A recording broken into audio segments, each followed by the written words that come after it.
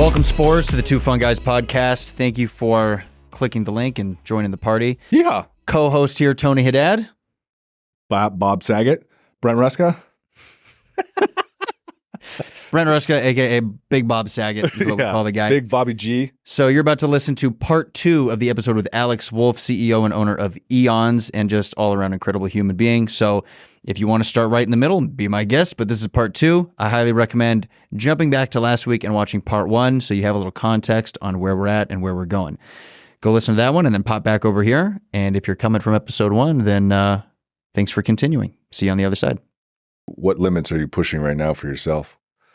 In this moment, what's your next? Oh man, I don't know what limits I'm pushing. I think this is the limits that I'm pushing, is trying to create something into the world that's never been created before. And, what does that look like? What does that feel like? Who do I have to be to be that person that, comes out with legal psychedelics? What kind of responsibility is involved? And, how do you manage the expectations or the criticism that comes along with that? A lot of people think maybe we're not ready for that. So I just try to be as present as possible, and one day at a time. And I show up every day doing the best that I can. I have a crazy morning routine that really anchors me in. Yeah, let's fucking dive into that. All right, cool. Yeah, let's go. All right, it's pretty extensive. Because I think we got time. All right. I discovered, like, the way I always view working on our businesses, my own business, or the podcast is like, and I discovered this, I don't know how long ago, it's like, if I work on myself, if my health's good, my sleep's good, my emotional, if you need to go to therapy or whatever you're doing, everything else reflects and it continues to compound over time. Yes. So it's like, if shit's awry, it's always like, okay, what in me is out of alignment? Whether it's like, all right, I need to cut this out. I need to do more of this, right? And it changes over years, and you need different formulas, right? As well as you evolving, things maybe you're like, I've integrated it. I don't really need it anymore. Now here's the thing that's putting me into that place, right? Fuck yeah. And I imagine for you, it's like, if you hold your own energy and continue to expand it, this is going to work. Yeah. You can't just be doped up on moldy coffee and have an Aura Ring score of 68 or whatever. It ain't going to work. Exactly. It all ripples out, right? And it's that's part of it. And I had a mentor this guy was epic, once in a lifetime human being. Again, like going back to like training with masters. This guy had just he had mastered this physical realm. He was in amazing shape, incredibly intelligent. Brilliant guy, spiritually advanced as well. And that's what he basically taught me. It was like to do the things that nobody else does, or to get the things that nobody else gets in this world, you have to do the things that nobody else does, So he put me on to a lot of these disciplines that he called them, that I do every single day, no matter what I'm feeling like, no matter what the weather's like, no matter what's going on in my life.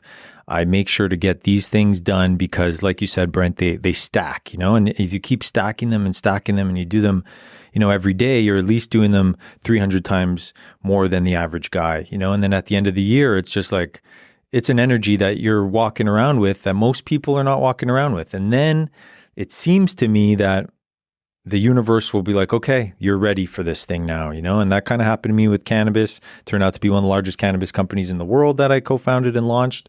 And I was doing the work, and the same thing with the mushrooms now. It's like, well, I don't know how the market's going to react to this stuff.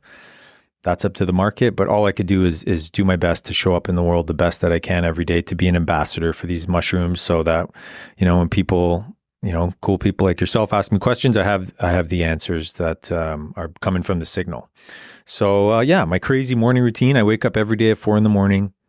I go sit in silence for the first 15 minutes, no phone. And while my sauna is warming up, I just sit in silence and I just wait for any messages to come through. I focus on my breathing and just basically devote the first little bit to silence. Mainly because the rest of my day, it's very rare that I'm actually in silence. So it's like, I got to have some time where it's just me and my own thoughts. And it seems like there's always some sort of insight that comes through in that time, which is very beneficial. Where do you go for the silence? My sauna.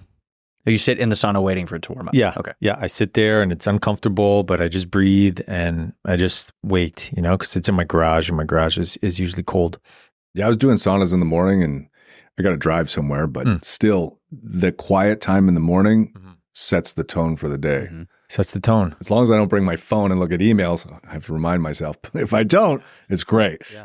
Yeah, exactly. Because our mind in the morning is so susceptible. Like it's like a garden that's just ready to be planted. Yeah, you're in the brainwaves for absorption. You know it. Yeah, exactly. You're in that theta state. So Yeah. it's like anything that you put in there immediately is gonna grow throughout the day. So it's like, okay, silence is just giving myself the opportunity for something, pretty cool to come in. And so that's been a new one that I've been practicing over the last year, and it's been super helpful for my mental health.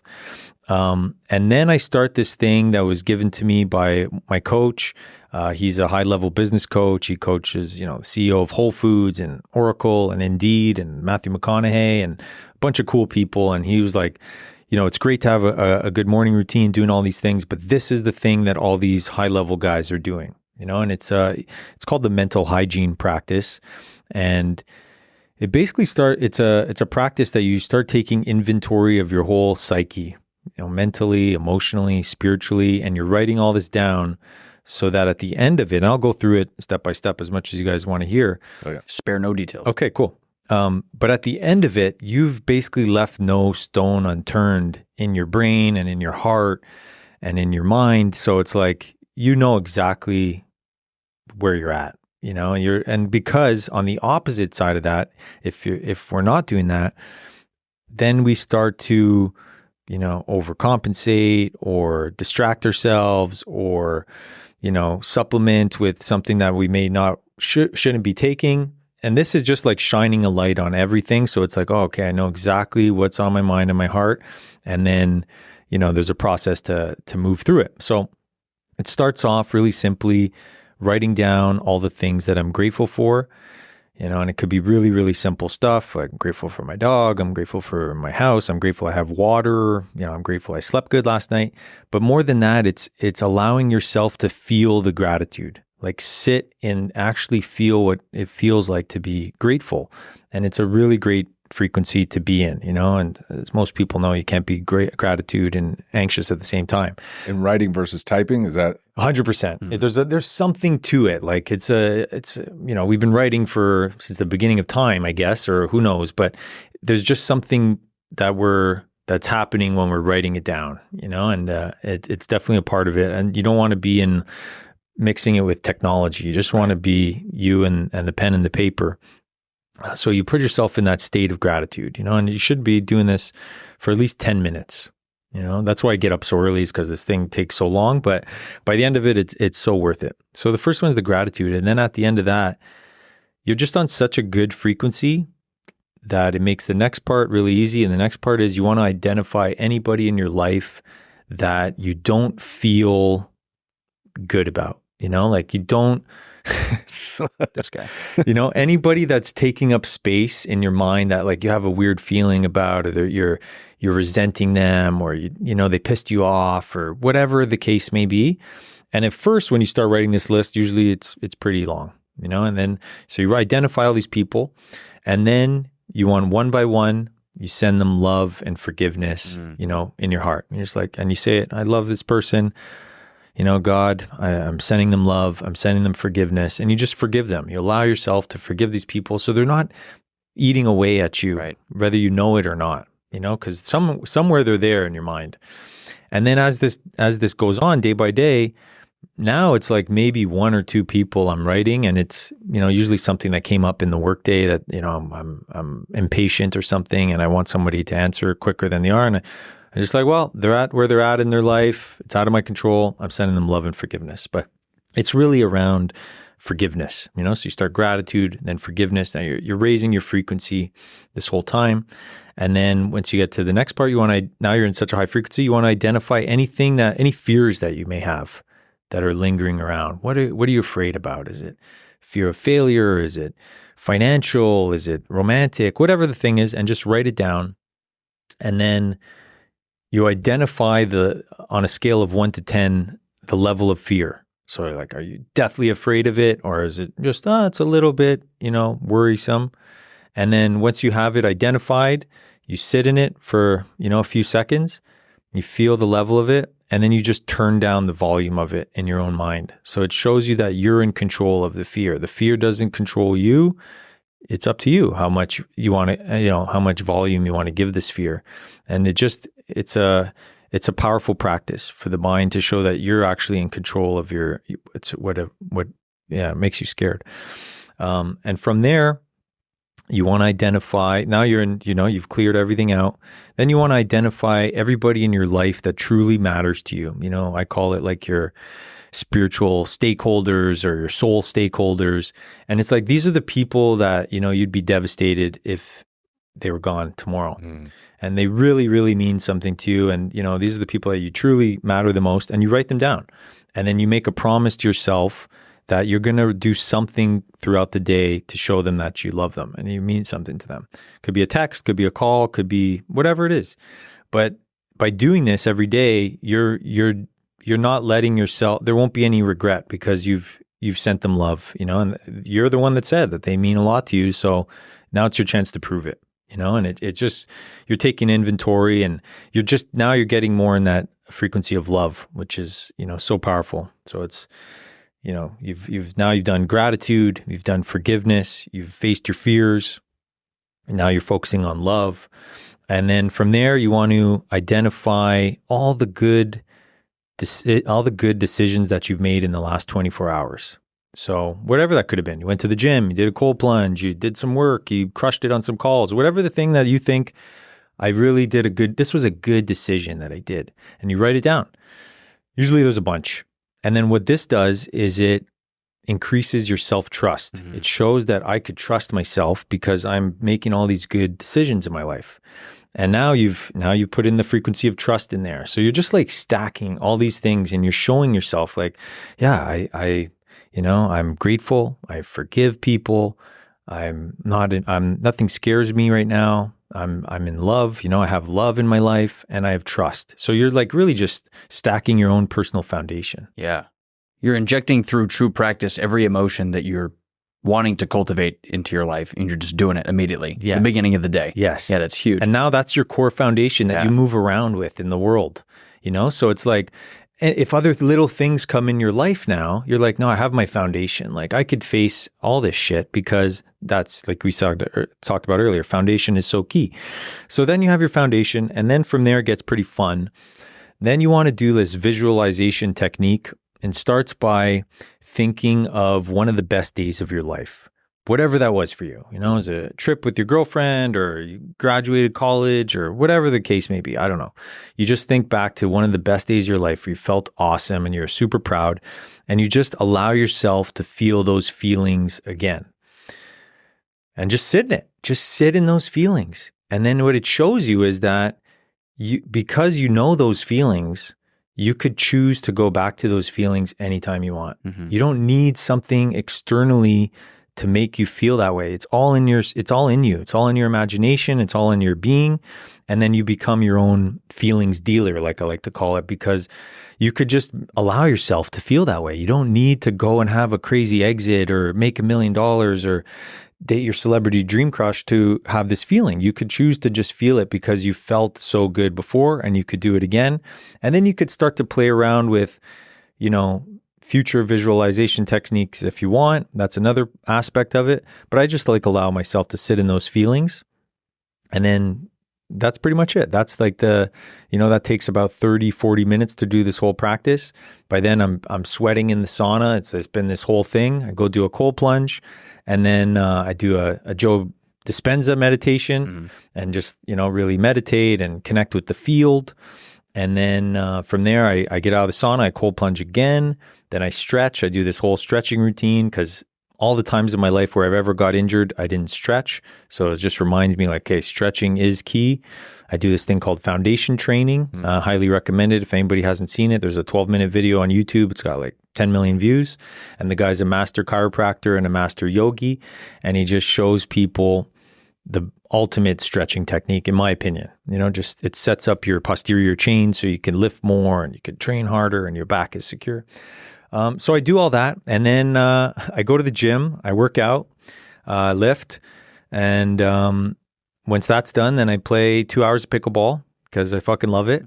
And You definitely live in Austin. I live in Austin, yeah. And it reminds me to have fun, right? Like it's like, okay, now I've already injected fun into my day, and then which is you got to have fun, you know. Why Otherwise, do we have to have fun?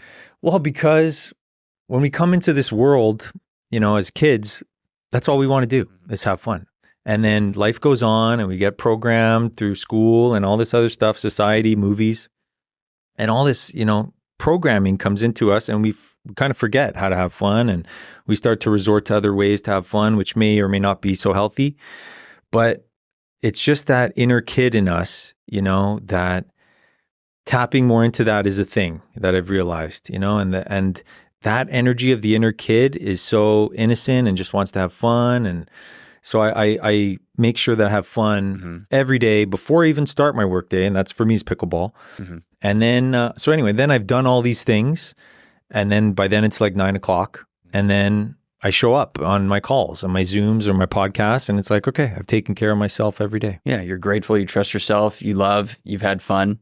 Yeah. You've done it all. I've done it all. By 9 a.m. Yeah. So then now it's like, okay, I could work. I'm like, all right, and it's all, let's go. Yeah, I think fun's so important for the brain. I think especially as people age, I feel like it's the individuals in their 90s that are aging well, continue to have like a lightheartedness and fun and laugh at things, and the people that become rigid, it really makes them ill mentally. Yeah, that is truly the fountain of youth. It's just have fun. Have fun. Have fun. I mean, two fun guys, right? We focus on fun, and it's funny because you focus on business and you get into the grind of the world. Yeah, right. And it can eat you. And we've talked about this, you know, recently where like things have just gotten stressful, things have gotten intense, and we're like, fuck, we're losing our fun. Like we need to tap. We are not fun guys. Yeah, sometimes you're just beat down by business. You're like, we're not fun anymore. We need to go have some fun. We need to go do something that is fun and inject fun into the daily life. Yes. I think you're 100% right. That's the best morning routine that I've heard so far. Hands fucking down. Yeah. Yeah. People become super resistant to having fun too. They think, even myself, I'll get into habits where I'm like, I got to keep focusing. And you think if you pause and go enjoy yourself, you're being irresponsible. And I think a lot of people on social media and other podcasts will even promote having fun as a negative thing. Yeah, the grind lifestyle. Yeah, so grind. prevalent. It is. We have a good friend and my sister's fiance. He's a super insane security programmer, and he knows how to cut loose like a motherfucker. He gets it. And he keeps advancing more and more. And I look at this guy and I'm like, he gets it. He loves going to like Concourse Project and hangs out and smokes a little weed and dances. And then, you know, he knows how to just chill out, play video games. And then he's like in these insane meetings with these like CEOs. And you're like, he gets it. Gets it. And he's just grooving. He's making these 20-year-olds, they come up to him, they're like, you're 40? What's going on? Yeah. He gets it. He's in balance, you know, he's in harmony, and he's letting that inner kid play, and that inner kid is a part of us, you know? So it's like, I've learned that, and that was a thing that I learned here in Austin, is like, you really got to have fun, because this whole life is so temporary, right? Like, we don't know what's going to happen. I could die tomorrow. So it's like, man, if I just grinded all the time, like, I'm pretty sure I'd be looking back and be like, man, I should have had more fun. Yeah. You know, so it just, and I'm not saying have all the fun where you don't get anything done. You got to balance it. It sounds like this guy, he knows what he's doing. Yeah. What's that saying? Don't take life too seriously. You're not going to get out alive. There you go. Yeah. Yeah. You got to inject the fun. You got to have fun, man. So there's another topic that we wanted to talk to you about. Yeah. And it involves energy, because you obviously have a lot of energy and you focus on your own energy. And you've spoken at length before about semen retention, utilizing that energy. Yeah. And it's something that obviously is kind of topical right now. Like it's becoming really popular, even though it's such an ancient art form. It's such an ancient practice. And we wanted to dive into that with you. We both practiced it to a degree, but you've taken it to a level further than us. So multi-orgasmic male book. Yeah, exactly. I got him that book for was it Christmas? Multi-orgasmic man. Oh, cool. Montauk Chia. Oh, yeah. It's epic book. Yeah. Major codes there. Major. Yeah. Yeah. It's all energy, like you said, right? So I believe that sexual energy is some of the most potent energy there is. Obviously, it's so powerful that it could create human life. Right. We are all sex. We're all came from sex. So, and that's great. And so if we could harness that energy and not release it so often, and we could harness it and pour it into something else, I believe it really amplifies the process because it's just all energy and what where you focus your energy or energy flows or what is it? And attention. Where energy goes, attention flows. Right, thank something you. like that. Yeah, you guys get it. You know what I'm trying to go with that. So yeah, it's just by wherever you could focus your attention on and your energy, it will grow. And I've done this before in business, and I've seen things just grow really, really fast. I saw this with the cannabis company and it grew really, really fast. Now it's got like 250 employees and it's $100 million market cap. Were you dialed into your semen retention during the cannabis company growth? I did both during that time. I did times where I was like super focused and dialed in and I saw the growth and then I would fall off and then I would see things, how they would start to unravel and all this kind of stuff. And I didn't pick up on it until later. And then I met this dude, I think it was like 2020. I met this guy while traveling at the airport and the guy looked incredible, like he just looked really, really, he had this energy about him. He was glowing. He looked like he was 30 years old. And I found out in conversation, the guy's 52 years old. And I'm like, this guy looks younger than me. I'm like, dude, you got to tell me what your secret is. Is it peptides? Is it HGH? Like whatever you're on, I want to be on, And he's like, it's semen retention. And I'm like, really? And I'm like, and then I start thinking back to the times in my life where I was, just focused and I wasn't distracting myself with girls. And I was like, interesting. Okay. And the guy just started telling me, he's like, yeah, I've been practicing this for like 15 years and it's changed my life. And the guy just had this, I just believed him. He had this tone of truth when he was speaking. I was like, wow, this is it. And I was like, so you don't have sex? And he was like, no, actually I do have sex. I'm married, but I don't release. I just continue to like channel the energy. And he brought up Montauk Chia and this stuff. So I ended up getting the Montauk Chia book. And last year I made a vow of celibacy and I went celibate and semen retention. I lasted almost 7 months until I met this, most amazing woman I had ever met. And she was celibate as well. And we ended up falling in love and eventually ended up hooking up and had this really deep relationship. But prior to that, I was just on such a high, my energy was so high. Things are manifesting at really, really cool, quick speeds. And it was just such a different way to show up in the world. And it was starting to show me the first glimpses of self-mastery, and I'm not saying I was there, but I started to realize like, okay, if you could control your sexual energy and start to really use it in the right way, man, you could really achieve some really cool things. I'm really interested on the practical, like how you do it. Oh, sure. Yeah. Yeah. So, I don't watch porn. I don't have sex. I don't hook up with girls while I'm in this, mode. And when the energy starts to build up, like I mentioned in my morning routine, I do the Joe Dispenza meditation, and he's got meditations where you're literally bringing up the energy up your spine. And they say that there's something called cerebral spinal fluid. That's like, the holy grail of energies. And by bringing this cerebral spinal fluid up through your spine, like it's coming from your root chakra up through your spine into your brain, that it starts to release DMT, the spirit molecule. And then you have visions and all this cool stuff. And you're basically becoming your own, fountain of youth, so to speak. So I've been practicing around with that and I've had some pretty epic experiences, similar to psychedelic experiences and very, very powerful, and have manifested some really, really cool things and been gifted with some insights and stuff like that. So it's incredible, and it's not, it's not easy to do because there's so much temptation out there and beautiful women here in Austin for sure. But if you can start to dial it in, I'd recommend to people that are curious, try it out for like a month and just see what happens. See if there's any differences in your life, and if not, okay, it's not for you. That's okay. I don't care. But I say try it out and see, because it's like you said, Tony, it's all energy. And the more that we start to get familiar with that and even just playing with it and having fun with it and being like, okay, I'm going to put more energy into this. I'm put more energy into this. I'm going to sing or dance or whatever the thing is that makes you happy. I think there's something there.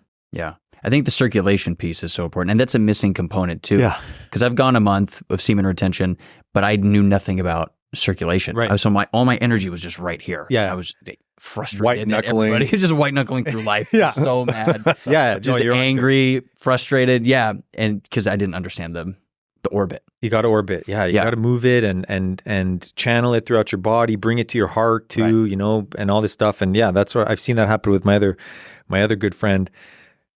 I'll say Johnny. It's okay. I'll say his name. And he was the same thing. Like he didn't know how to move it around, you know, and he was getting really pent up. And I was like, no, bro, you got to move it around. Like it's energy. Like you got to channel it and breathe and all this kind of stuff. But I think the Montauk Chia book, for anybody that's curious, does a great job of dialing it. So you're a proponent of like extended retention. Yeah. I'm curious why you feel that's so important, as opposed to, like, you know, in Montauk Chia's book, he talks about the different amounts of time you should retain based on your age. Like a 30-year-old man should retain for 7 to 8 days. And then as you get older, you ejaculate less.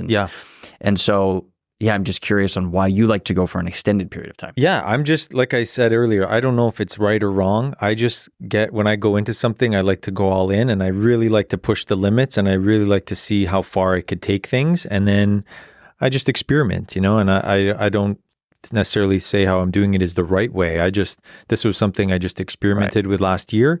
And I also I'm big on agreements, you know, like making an agreement with myself or making an agreement with God or, you know, Jesus or whoever your deity is.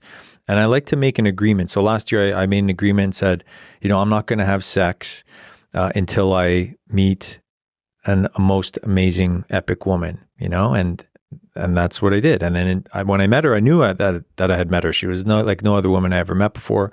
And, you know, I did this before in business where I said, okay, I'm not going to have sex until my business is at, you know, this level of Motivates success. you to get it done. Exactly. I'm horny as hell. I need to get this done so I can have some sex. There you go. It actually really does. Yeah, there's a good carrot to chase. It is. It works, right? It's a powerful energy. And I know that I've done crazy things for sex before. So it's like, okay, well, I'm gonna sacrifice. Haven't we all? Yeah. I'm gonna sacrifice that. I built the world's largest cannabis company just for sex. You know? So it's like there's a fasting component. Sure. And I you know, I don't know if you guys are into fasting, but I believe fasting is a code. I think it's also been, you know, removed from the Bible a bunch because it is so powerful. And so I'm fasting today, actually. Nice, me too. Yeah. So when you consciously give up something, like you're giving it to God or giving it to the universe consciously and say, okay, I'm going to give you this in exchange for something bigger, not just for my benefit, but for everybody's benefit, I think that there's a tremendous amount of power there. And I think that's how it actually works. That's just my experience. So that's what I'm doing right now with sex. Obviously, I love sex. It's great when done, you know, with the right person and stuff. Mm-hmm. But I think there's just something to this whole fasting thing. And this is one of my things that I'm doing this year in 2024. Started off the year like this, 40-day fast from sex and from sugar and all these kind of things that I do enjoy. But it's like, no, I'm going to give this up in exchange for something bigger and better. And we'll see how it works out. Mm-hmm. Have you figured out non-ejaculatory orgasms too? Yep, I have. Cool. What was that journey like? Because we're trying to figure that out. That's a hard one. It's a hard one. And yeah, if you can tease out the feeling or like, oh, I got it. Yeah. Breathing is the big code. Like it's really just focusing on your breathing and less about like the pleasure sensations that you're feeling. Because if you start thinking too much about the pleasure, it's like, oh, release and it's too late. Yeah. So it's breathing all the time. Like focus on your breathing, focus on the breathing. And then as you start to get more familiar with the energy, like when you're breathing, you're not thinking, you're sensory. You're shifting to another state of mind. It's just different. So you're shifting into the breathing, and then there's space there. So in the space, you could start to be aware of where the energy is, and then you could start to bring it up, and doing the Joe Dispenza practice helps because he's basically doing the same thing in the meditations. He's bringing the energy from the root chakra up until the crown chakra. So the more you practice, obviously the better, but it's just practicing that, cycling it up, bringing it through your spine, and then you end up having these orgasmic experiences. And I think there's actually like DMT that gets involved, which is, pretty wild. Especially in the morning.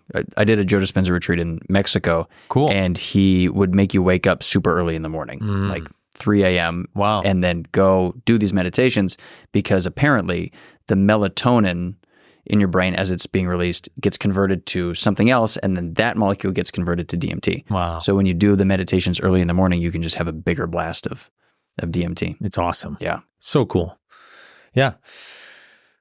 Interesting. So what is your, if you were to teach a class on how to get to your first like full body non-ejaculatory orgasm, what would be your step-by-step? Like, what do you focus on? What do you clench? What are you circulating? All right. So yeah, you're breathing, right? So you're having sex, right? You're you're doing your thing. You want to be focused on your breathing first and foremost.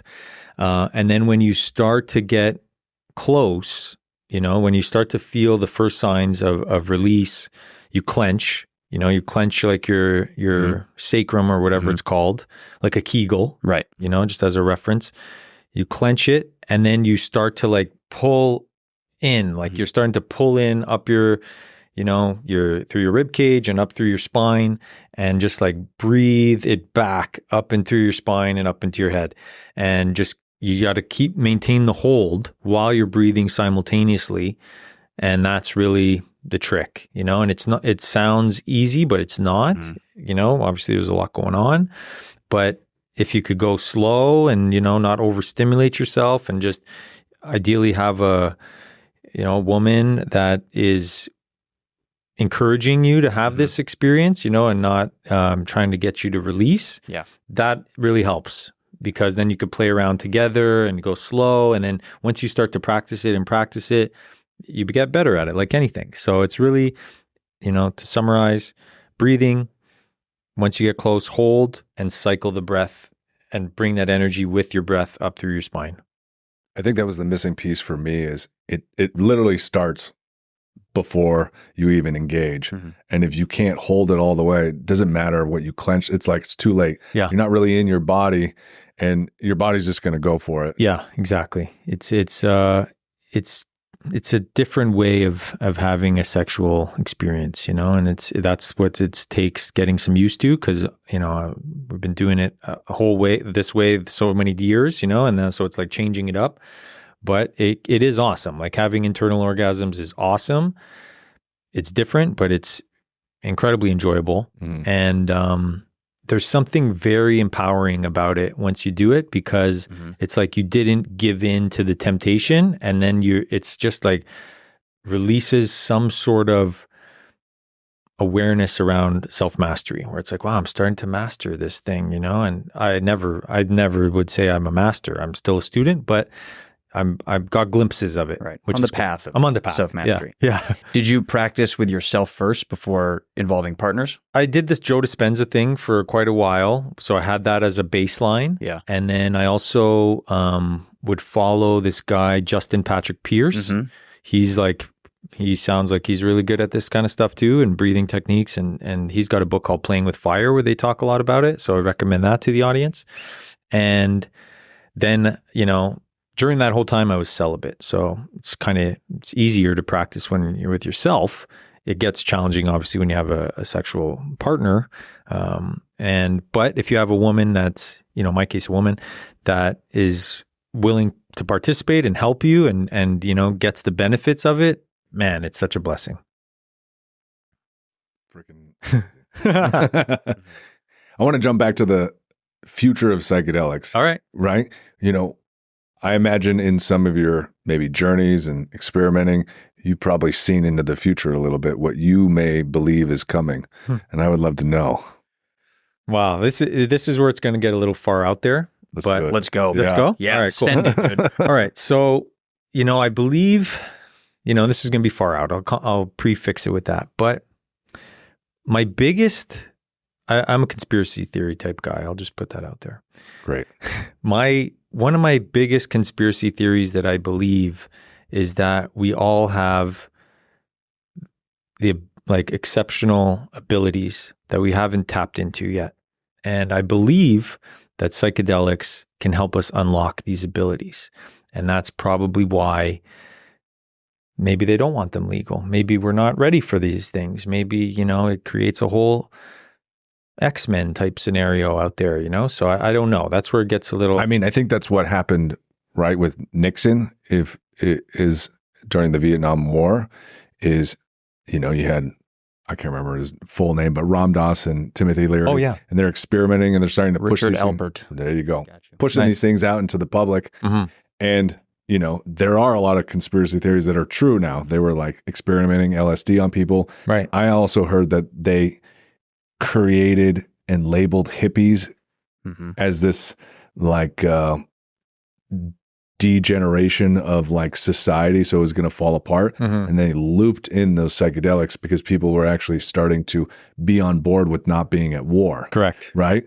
And things like MDMA that were designed for couples therapy, right, get all pushed under, and all these researchers, everything stops and they're like, but why? This could help everybody. Exactly. Yeah. I think that's exactly it. Especially once they realize that people didn't want to sign up for war anymore, because that's really the last thing you want to do when you're on psychedelics. It really, Yeah, no way. really taps into peace and love. And then they labeled them as hippies and they're bums and all this kind of stuff. So it put the stigma around it, and you're just tripping out and you're not contributing to society. So there was a whole, you know, racket there that went on. And I think people are starting to wake up to that there's a lot more to it. And so I'd say the future of psychedelics, I believe, like I said earlier, that they unlock limiting beliefs in your mind. They could take off the governor of certain parts of your brain. Like I've experienced with LSD and having, you know, the most epic workouts of my life, which I never would have thought possible. So it shows me that there's other things. And I believe, you know, if taken farther, if people can handle them, which I don't think everybody can, or I think there's stages to it, like a video game, there's levels to it. But I think if they unlock certain levels, that they would actually start to have abilities that would sound like superpower type abilities. And I think that's part of the reason why they're so heavily controlled. I agree. Do you think AI is eventually going to integrate with us? And do you think that, you know, psychedelics could potentially help us, or the AI could even help us go deeper into using psychedelics? Or what are your thoughts on them, like the future of AI, because it's progressing so fast? Yeah. And then the whole, I don't know, do you think singularity is going to happen, where it's basically human Like transhumanism? intelligence, like times by a million in like 20 years is the belief, right? And the thought that we will start to, like, as if our human evolution is, we will kind of merge with machine. I think I'm just curious what you think. I think that's definitely a possibility. I think it's almost obvious to me that that's one agenda that's kind of being pushed, you know, like the more transhumanism agenda and merging with machine.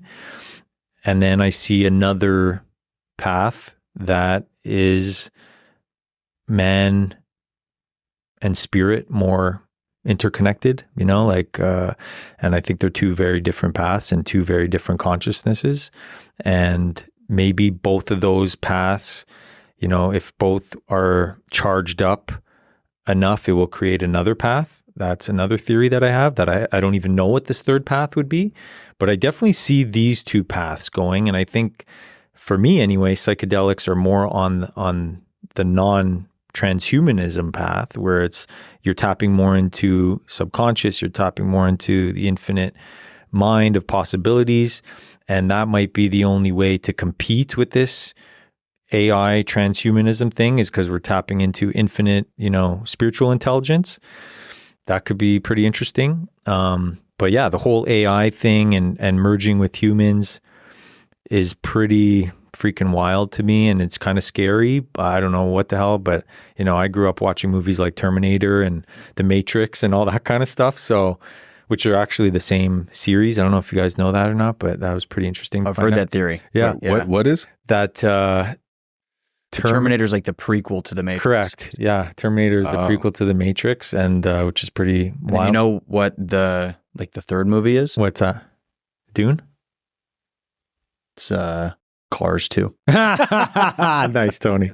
Nice. In case you guys are curious. I believe it. Yeah.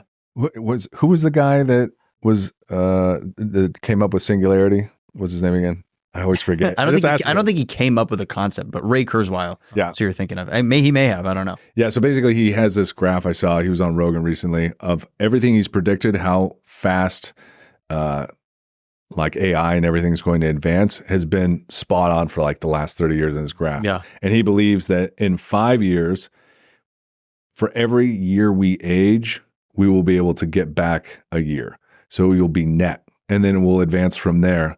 So I have this question. It's like, if you have the possibility of being able to not die, would you, and are you denying yourself of that whatever other realm you believe? And then we're like almost trapping ourselves.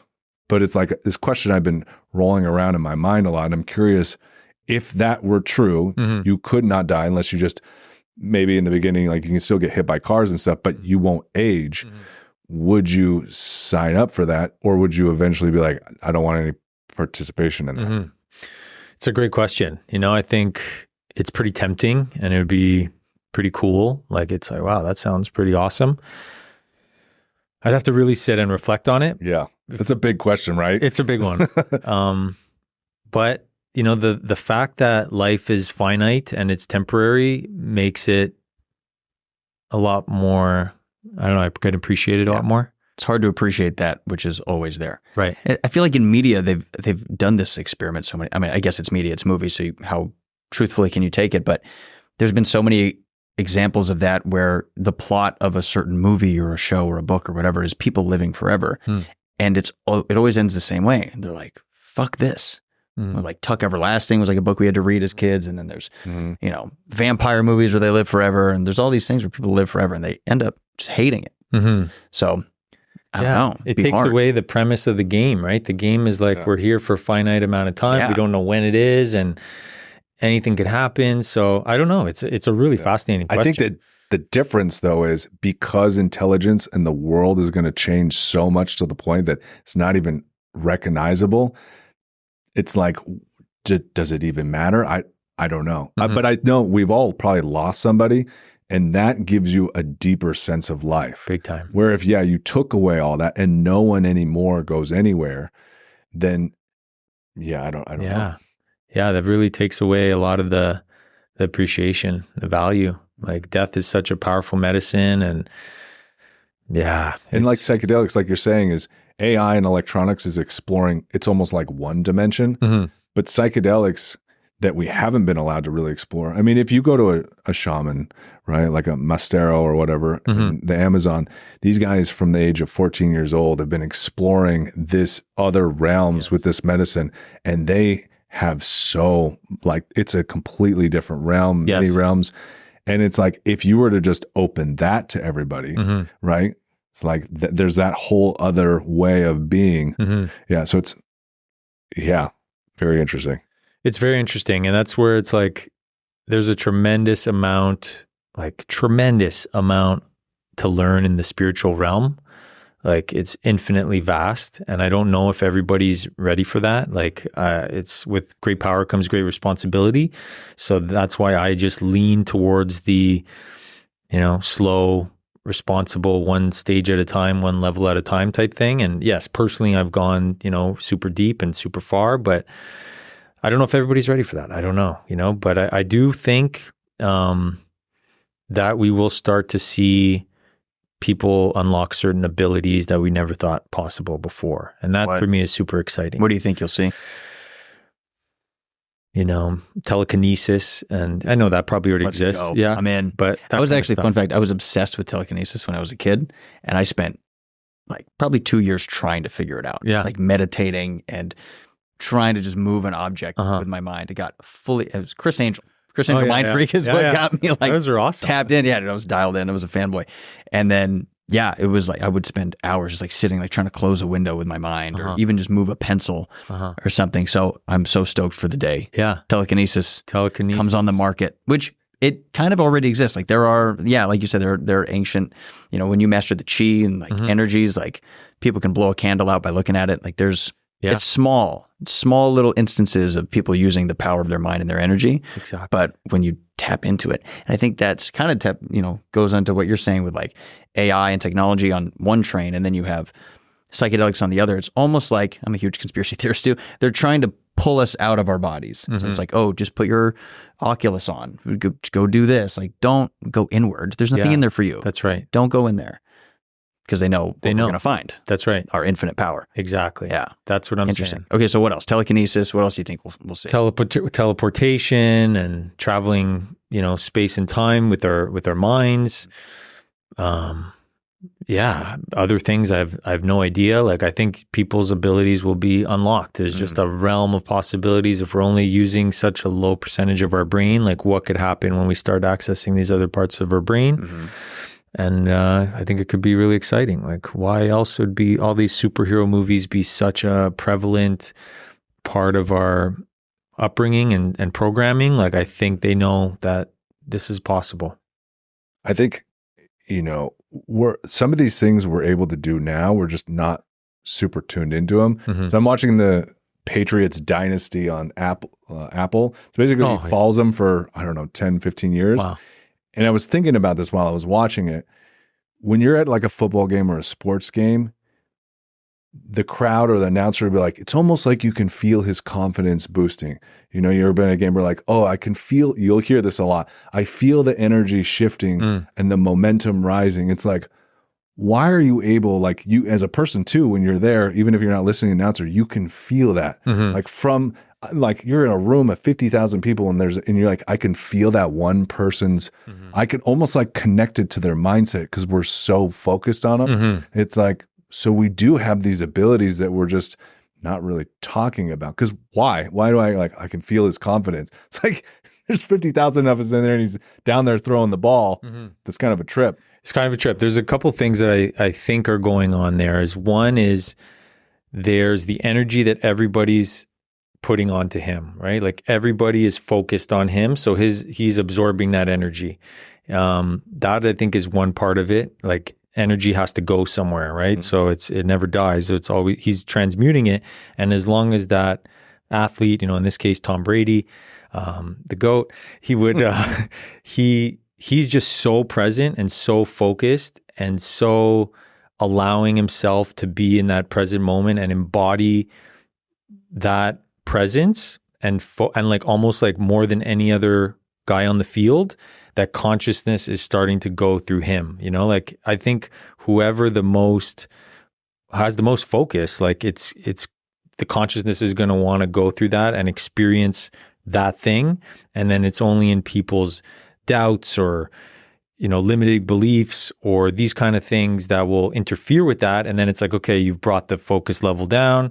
So it starts to shift, and I think he's just so good. His mindset is so strong. And, Michael Jordan was like this and Wayne Gretzky, and just like fierce competition where that's all that really mattered. And I think their ability to just channel and focus that presence is the secret, the key.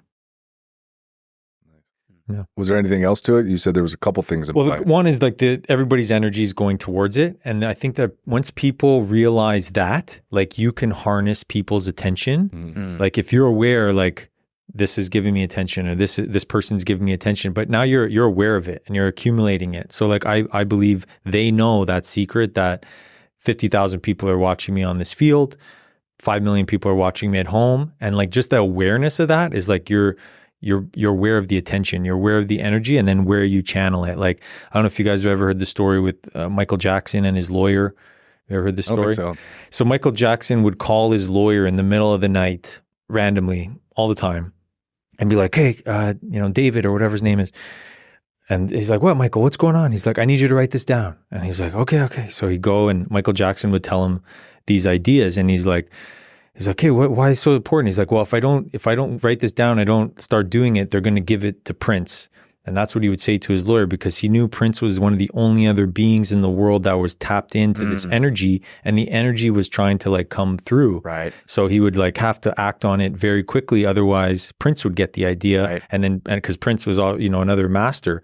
So I think that's what it is when you reach these certain levels of abilities, that you become aware of it, and then it's up to you to use it and not get distracted, and keep your temple, which is the body, in pristine condition. Tom Brady was good. He was good at that. Like he considered himself the most hydrated human on the planet. He's drinking water and minerals and all this stuff and stretching like crazy. Like, I don't know if you read his book. It's all about stretching and pliability.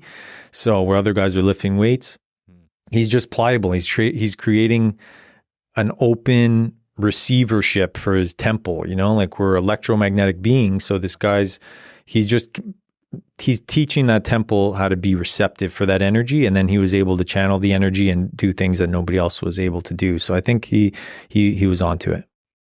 Yeah, that's awesome. Yeah. Man, this was fire. This was fire. Nice. Yeah. How we doing on time? I mean, we got 5 minutes. Oh, cool. We got a little over 5 minutes. All right. Where do you want to go? Dude. Yeah. Anything in particular you're feeling? No, my brain is super tapped. I mean, nice. that was. You know what we should do? I feel like I've been retaining, and I'm at my peak, and I got to channel the energy through my body after this. Nice. I love it. Here's what we should do. Let's taste. You brought me to the edge. These smart gummies. Yeah, let's do it. Here you go. I opened it like a baboon. I don't know. The calm and the focus ones. The calm and the focus are great. It's like you said. You mentioned the word earlier, pattern interrupt. That's what we design these for. Is like if you're feeling stressed or anxiety throughout the day, take a couple of these. It's going to bring you back to the signal. They're not, they're non-psychedelic, but they're serving as one gummy. One or two. Yeah, they're very therapeutic. Very therapeutic. Tastes like watermelon. I'll go 2. Nice. Did we go hard over here? Yeah, those are delicious. These actually taste good. Yeah. What were your thoughts in creating the gummy itself? Because we were trying to make some at home back in the day when we were like, we're going to do this. Well, our problem was we tried to make them vegan, and we used like guar gum. Yeah, we were terrible. Yeah, it just turned into sloppy mess, and yeah, it's tough. Those are vegan, actually. These ones. Nice. It tastes great. Yeah, good consistency. Yeah. For me, there's a couple things. One is I used to be in the CBD industry, and the biggest feedback we got in CBD is that people weren't sure if they were feeling it or not. It was like, yeah, I think I'm more chill. I think I'm less anxious, but they didn't really know. And it was like a kind of a whole placebo thing going on. And we found out is because CBD isn't very bioavailable. So it's like the body, CBD is great, but you have to, like you said earlier, Brent, like you got to overdose on it to actually start to feel the effects. So I just wanted to come up with something that was effective and people try it and they feel a change, a state change. So yeah, there's lion's mane mushroom in there that is, great for cognitive function and getting people to create neuroplasticity in their brain and a bunch of other ingredients. And the reason behind the gummies is just simply because Americans, they love gummies, and I wanted to make something that tasted good as opposed to just like, putting some mushroom powder in a glass of water or milk or something. Right. So yeah, it's just like more fun ways to consume them. Do you have a favorite mushroom? The Amanita muscaria has become my favorite mushroom. Really? Yeah. It's like, it's communicating with me a lot, and it's showing me a lot of stuff I need to work on as well.